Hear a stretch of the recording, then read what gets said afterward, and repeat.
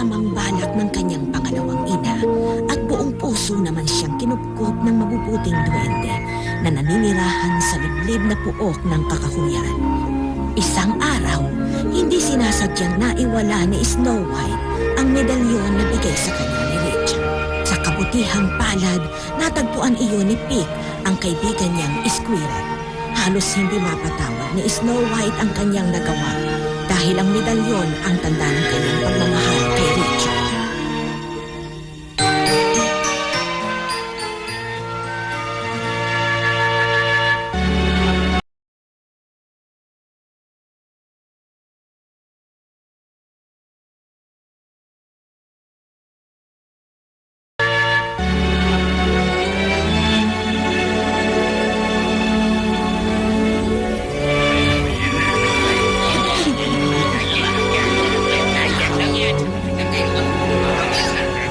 Ano, handa na ba kayong lahat sa ating lakad?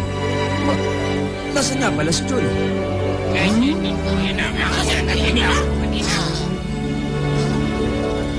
Sandali lang, tatawagin ko. Jolly? Hinihintay ka na nila.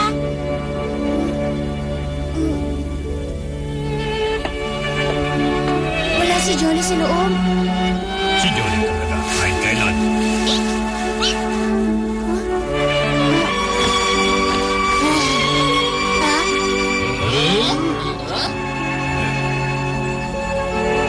Jolly, akin ang kumot mo. Ibibilid ko sa araw. Huwag na, Snow White. Bali na lang.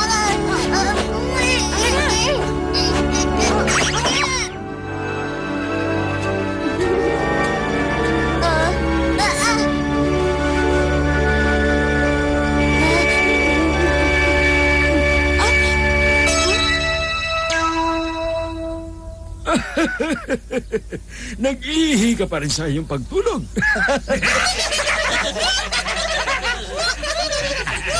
Baka nagtampo ang bunso. Jolly, nagdaan din kaming lahat sa ganyan. Tayo na. Marami na tayong naaksayang oras. Sandali.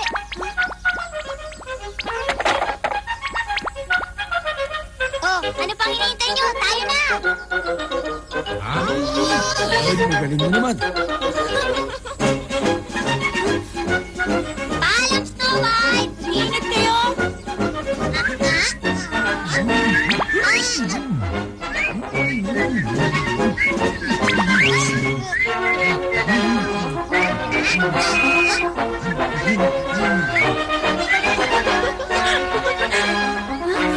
Gusto mong sumama?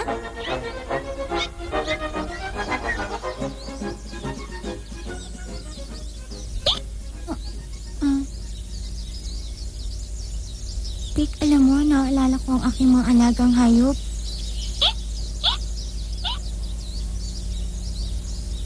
Sa pinanggalingan kong kastilyo, may alaga kong aso, Pocket ang pangalan niya. Ang pusa ko naman, kulay gatas, Milky ang pangalan. At ang alaga kong kalapati, ang pangalan naman Kuko.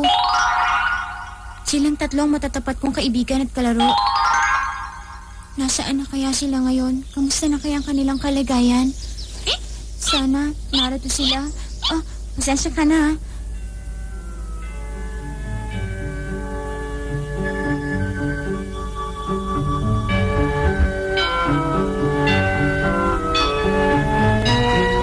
Lingid sa kaalaman ni Snow White, nilisan na rin ng kanyang tatlong alaga ang kastilyo upang siya ay muling makapiling. Mabuti ang kalagayan ni Milky at Pocket, subalit si Kuko naghihirap dahil sa bali ng kanyang pakla.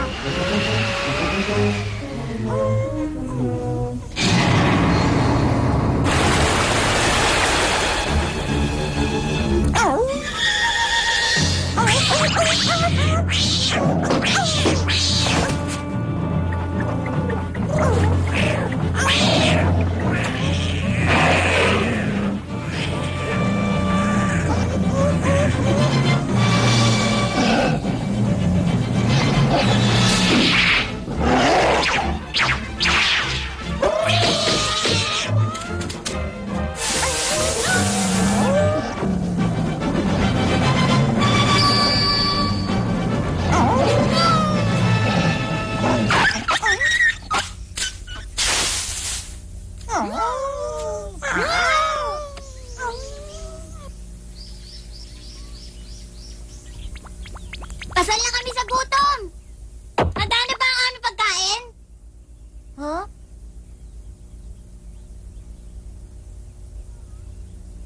Wala dito. Snow White? Nasaan na siya? Snow White? Aba, ba't ka sumagot? Ikaw ba si Snow White? Ha? Nawawala siya. Masamang balita! Nawawala si Snow White! Masamang balita! Nawawala si Prinsesa Snow White! Aray ko. Nasaktan ka ba, Jolly? Maraming salamat sa'yo. Pagpasensyahan mo sana ako, Jolly. Naisip kong baka matagalan ka kaya pumunta na ako dito. Sinamahan ako ni Pete. Meron kaya tang dapat ipaliwanag? Ganito po ang nangyari. Sa paglalakad ko pa uwi upang sunduin si Snow White, may nadaanan akong bulaklakan.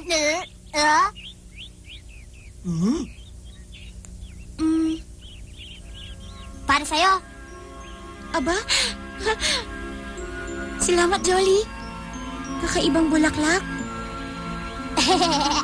Swerte ang hatid ng bulaklak na yan. Kaligayahan ang ibig sabihin ng 4 na dahong ito. Si Milky, si Pocket, si Cuckoo, at ito naman si Richard.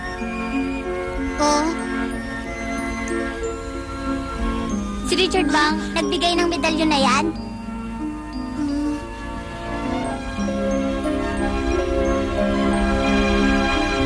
Muling nanumbalik sa alaala ni Snow White ang pangakong binitiwan sa kanya ni Richard. Puno ng pag-asa si Snow White. Natuto pa rin ni Richard ang pangakong yun.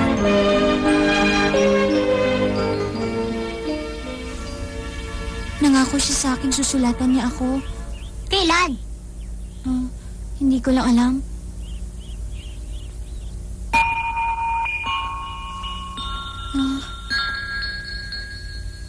Sana makapiling ko na sila sa lalong madaling panahon.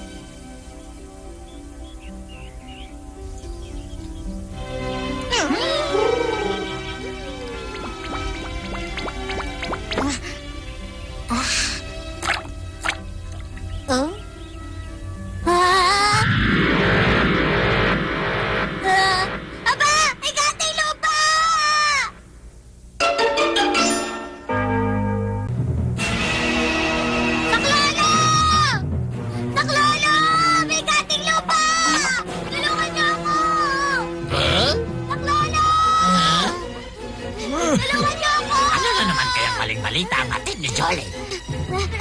Tulungan niyo ako! May ganting lupa! Jolly, ano na naman ang kwento mo? Tiyak ko, gawa-gawa mo lang naman ito. Hindi ako nagbibiro! Nakinig kayo sa akin! Ha? Anong sabihin sa amin na tuyo ng tubig at lawa? Mas paano pa dyan? Bossing, may nakita ako doon sa may lawa. Sige, isang-isay mo. Handa kami makinig. Isang higanteng lupa. Halos kasing taas ng bundok. May mahabang balbas. May dala siya sandata para espada. Maniwala kayo sa akin. Talaga? Batid na mga duwende ang dahilan kung bakit umalis sa kastilyo si Snow White. Hindi nila maalis sa kanilang isip na maaaring panganib ang nakita ni Jolly. Ang princess ang pakay niya.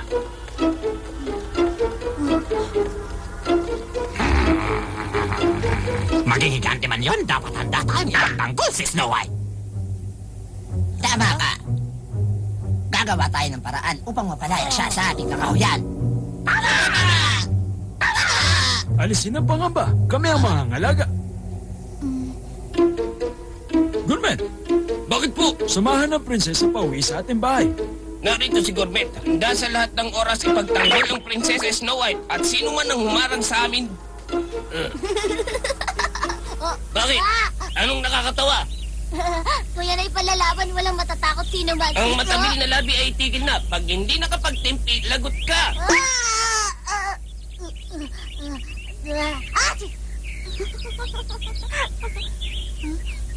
Handa ka na ba? Ay na. Tayo na. Kumilos na tayo ngayon din.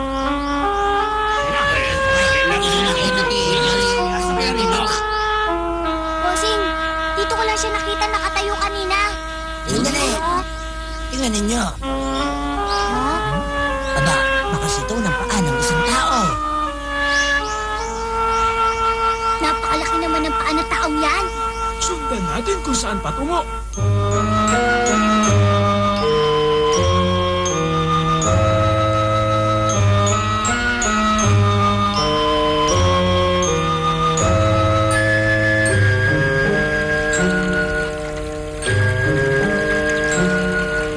Wala na akong makitang bakas. Paano yan? Tingnan niyo ang nakita ko. Abay, balahibo ito ng isang ibon. Tama ka, Camomile. Pero ngayon lang ako nakakita ng ganyan. Baka may pakpakang mamang yun. Pagdating dito, lumipad na dahil sa tagod. Lipad-lipad na. Lilipad-lipad pa.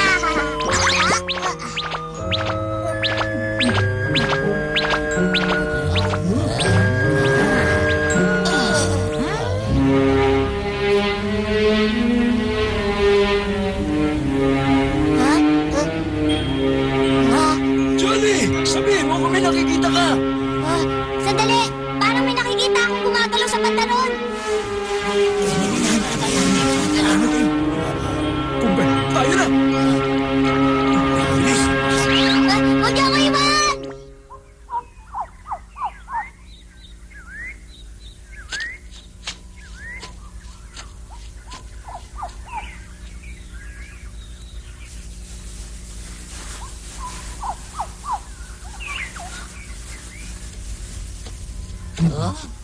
Sandali. May naririnig ako. Tago tayo lahat. Sinasabi ko!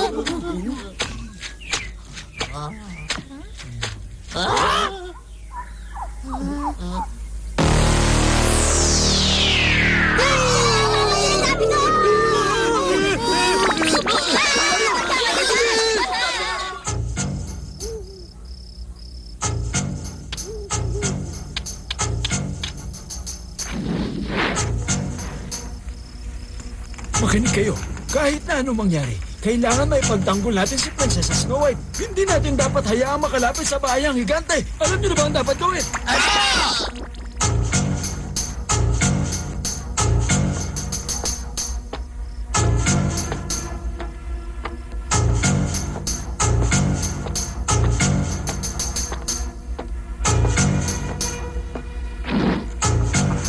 Narito na siya! Ngayon na! Ngayon na raw.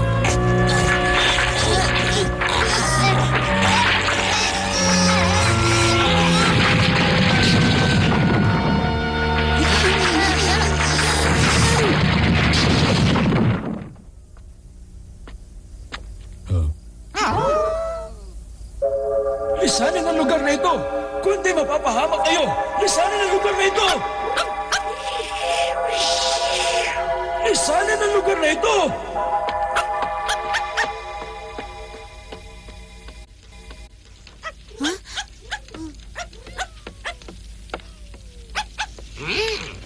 Masarap! Ano kaya yun? Gourmet, wala ka bang narinig? Huh? Hindi kaya... Titingnan ko. Princess Snow White, saan ka pupunta? Bumalik ka, Princess Snow White! Princess Snow White! Hintay! Sandali lang! Princess Snow White! Walang maingay. Wala ka na dapat ipag-alala. Napatakbo namin ang higanteng mama. Ha?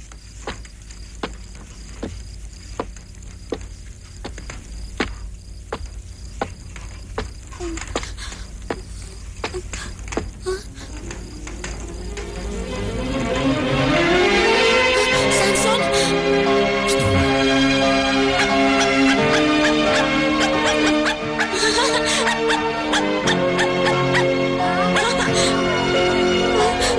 Hindi ba ako nananaginip? Totoo ba ito? Milky, bakit? Kuko?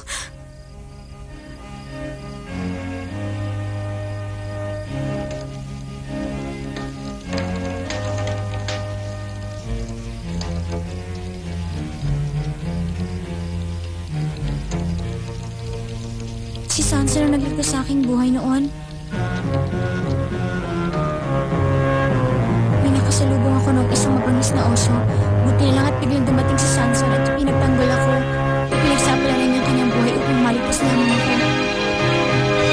Sinunod niya ang utos ng mundo at hinayaan ako makatakas. Utang ko sa kanya ang aking buhay.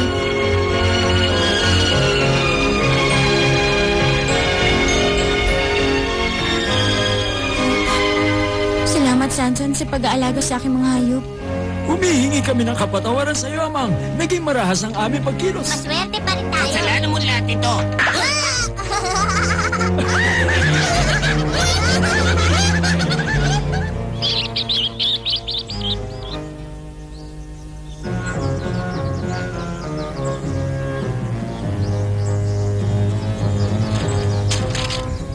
Paalam. Pagpalain ka nawa ng mabuting spirito. Ang iyong ngiti. Ang kaligayahan mo ay kaligayahan ko rin. Paalam. Sandali lamang. Huh? May dumating bang liham sa kastilyo para sa akin? Liham? Wala pa siguro. Liham? Meron nga.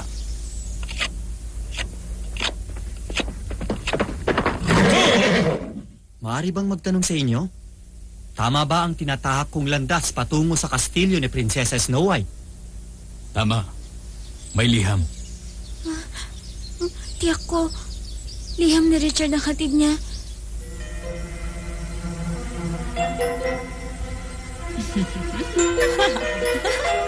Wala pa rin katatalo sa angkin kong kagandahan. Ako pa rin ang pinakamaganda sa buong kastilyo!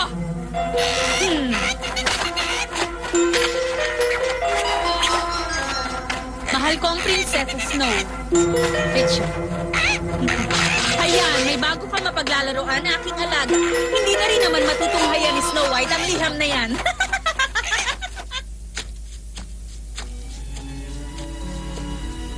Gustuhin ko man, pero hindi na ako maaaring magtagal pa rito aking prinsesa. Maraming salamat, Sanson.